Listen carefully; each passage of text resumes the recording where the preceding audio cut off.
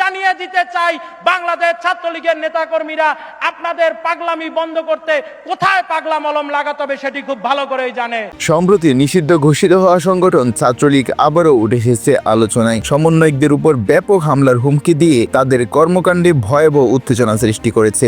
এই ঘটনা ঘিরে রাজনৈতিক অঙ্গনে নতুন করে সংখ্যার মেঘ জমতে শুরু করেছে। সূত্র জানাচ্ছে, সম্প্রতি নিষিদ্ধ হওয়া ছাত্রলীগ অর্থাৎ কুত্তা লীগের নেতাকর্মীরা দেশের বিভিন্ন প্রান্তে গোপন বৈঠক চালিয়ে আসছিল। এবার তারা সরাসরি সমন্বয়কদের টার্গেট করেছে। অভিযোগ উঠেছে, সমন্বয়কদের কর্মকাণ্ড বন্ধ করতে ছাত্রলীগ পরিকল্পিতভাবে একাধিক হামলার প্রস্তুতি নিচ্ছে।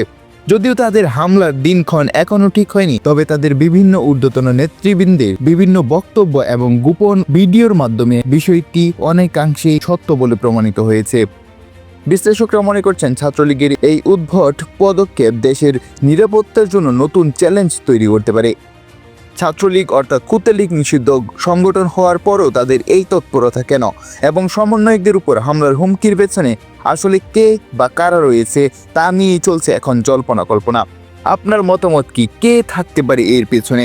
ছাত্রলীগের কোন মাস্টার মাইন্ড এর পিছনে থাকতে পারে? আপনার মতামত জানিয়ে চ্যানেলটি সাবস্ক্রাইব করুন এবং সর্বশেষ আপডেট পেতে আমাদের সাথেই থাকুন।